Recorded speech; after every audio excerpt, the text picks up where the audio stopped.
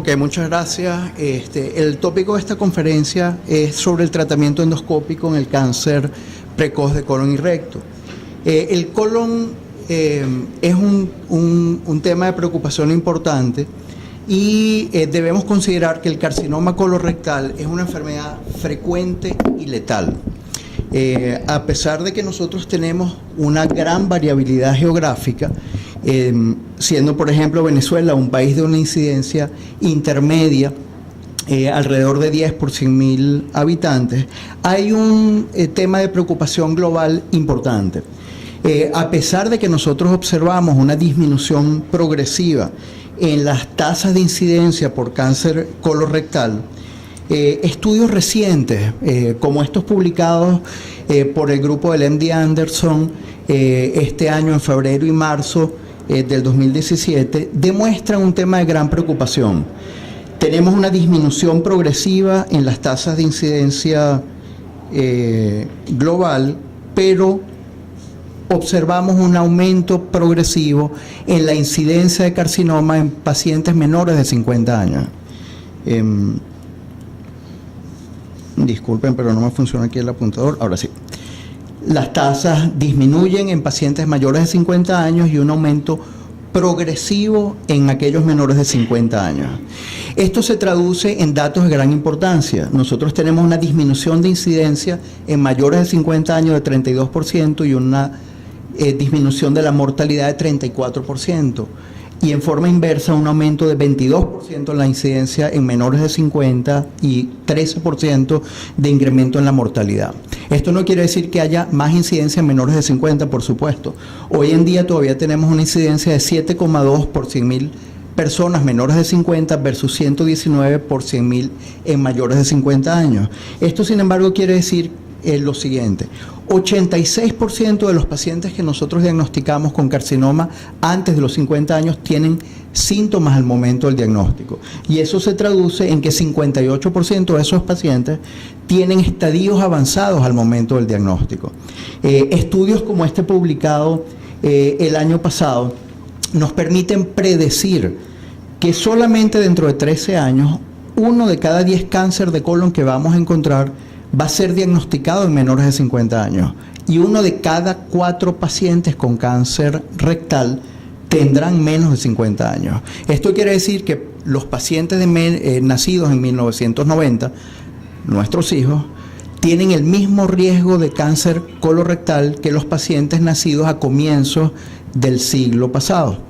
Esto es un tema todavía difícil de explicar, probablemente muchas causas pueden estar implicadas, pero con seguridad nosotros vamos a ver en los próximos tiempos una disminución en la edad en que vamos a comenzar a hacer pesquisa, y ya se está sugiriendo que nosotros deberíamos considerar pesquisa en pacientes menos de 45 años, y el motivo es evidente. Estudios poblacionales de intervención, estudios publicados en diferentes países demuestran que la polipectomía, la colonoscopia y el diagnóstico pueden disminuir hasta 50% de la mortalidad por esta enfermedad. Nosotros, resecando pólipos benignos, podríamos evitar 90% del carcinoma colorectal, es decir, podríamos hacer prevención secundaria y disminuir al menos el 50% de la mortalidad por carcinoma colorectal. La gran mayoría de los pólipos que nosotros evaluamos son endoscópicamente resecables sin mucha complicación. Lo que vamos a hablar ahora es de cómo tomamos la decisión en el manejo de estos pacientes. La Sociedad Japonesa de Cirugía de Colon y Recto define el cáncer precoz como carcinoma localizado en mucosa y submucosa, y el diagnóstico de carcinoma de los japoneses se basa en las características nucleares y glandulares. Y esto es diferente con el diagnóstico occidental, porque nosotros sabemos que no existen linfáticos en la mucosa. Los linfáticos comienzan a presentarse en la submucosa, y aunque hay linfáticos ubicados en la muscular de la mucosa, se estima que no tienen riesgo metastásico. De manera que para los patólogos occidentales el diagnóstico de cáncer es invasión. Cáncer es invasión de glándulas neoplásicas en la submucosa para patólogos occidentales. De esta forma, los pacientes con displasia o adenocarcinoma intramucoso que invaden la lámina propia o la muscular de la mucosa son displasia de alto grado para patólogos occidentales, aunque sean carcinoma para patólogos japoneses. Solamente para patólogos accidentales, entonces, adenocarcinoma invasivo es cáncer de colon. El pólipo maligno, por tanto, es aquel pólipo que nosotros encontramos con invasión por carcinoma que pasa a la muscular de la mucosa y llega hasta la submucosa. Y esto se encuentra en hasta el 6% de los pólipos resecados, incluyendo aquellos pólipos que endoscópicamente pensábamos que eran pólipos benignos.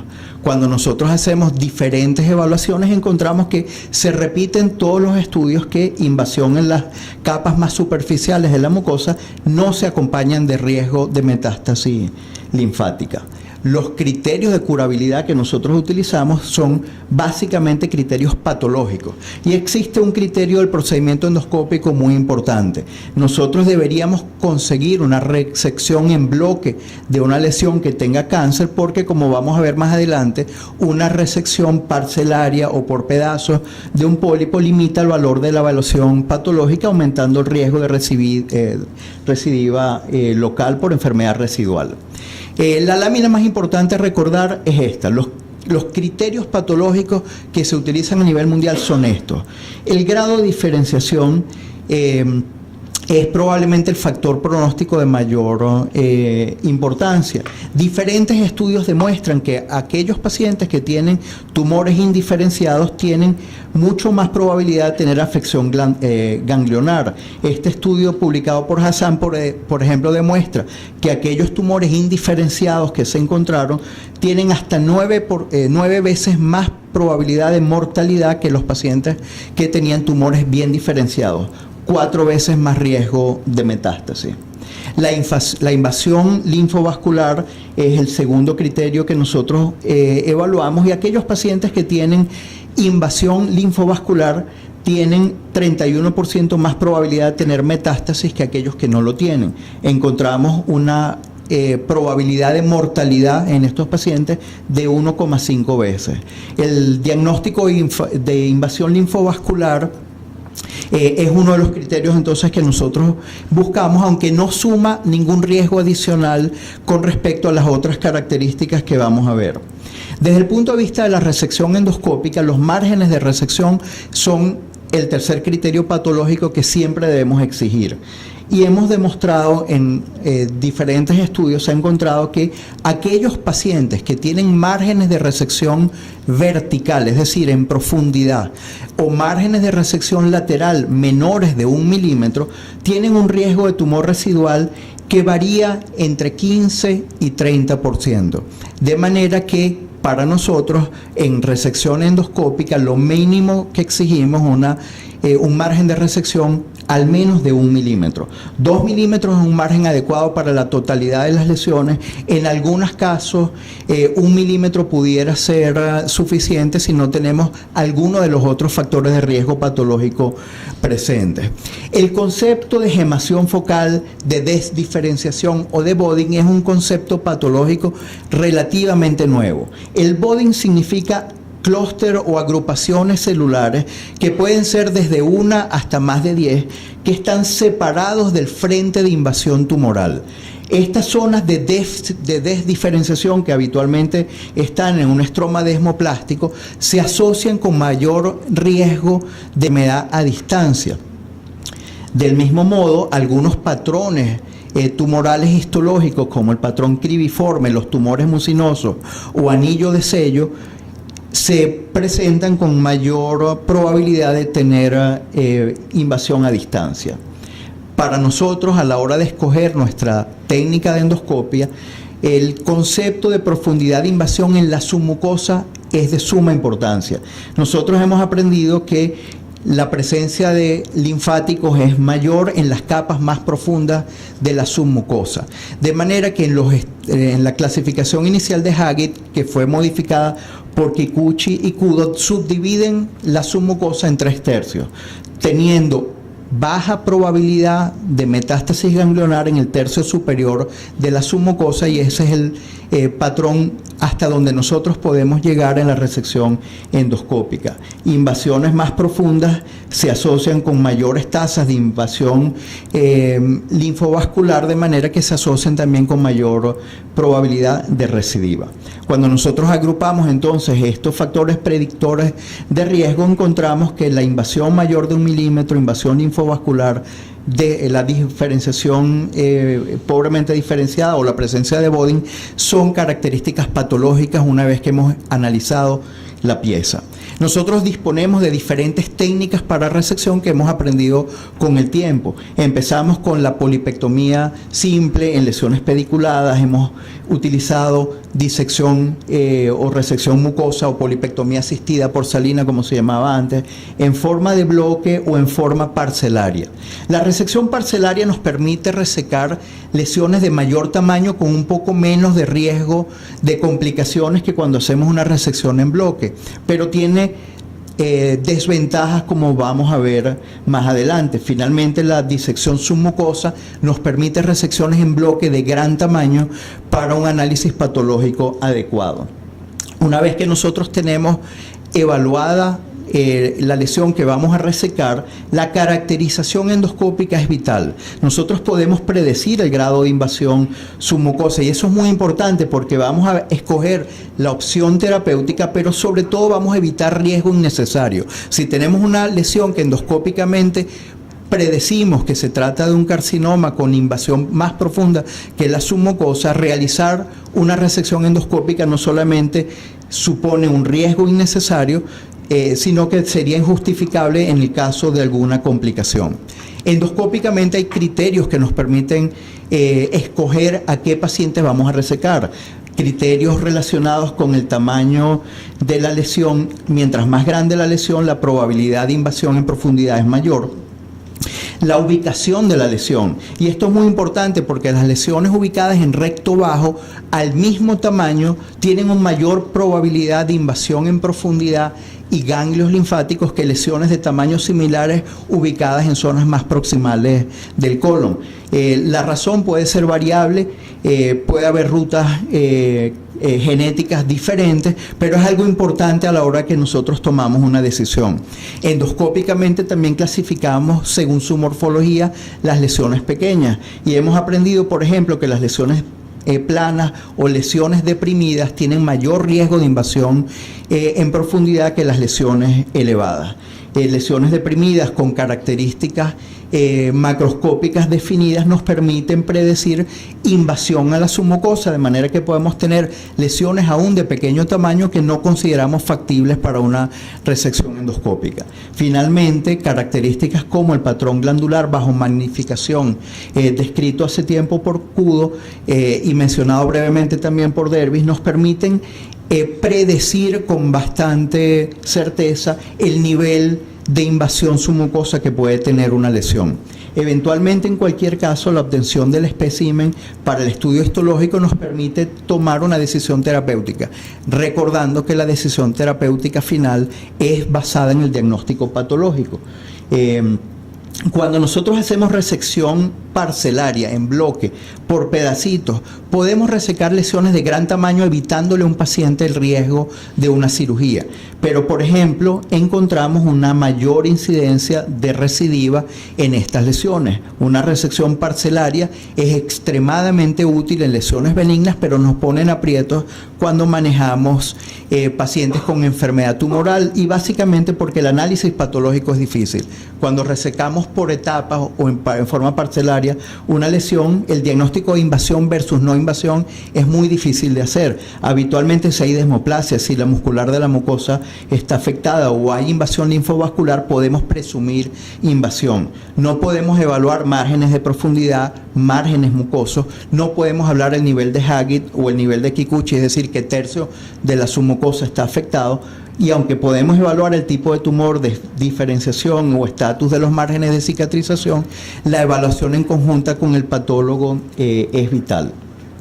En el manejo de los adenomas y los adenocarcinomas, es indispensable tener márgenes laterales adecuados, es indispensable márgenes verticales. Nosotros tendríamos una seguridad absoluta si mandamos a operar a todos los pacientes, pero no todos los pacientes necesitan cirugía. Básicamente, siguiendo los criterios que les comentaba anteriormente, los requerimientos serían básicamente oncológicos basados en el riesgo del paciente a tener afección ganglionar o requerimientos técnicos.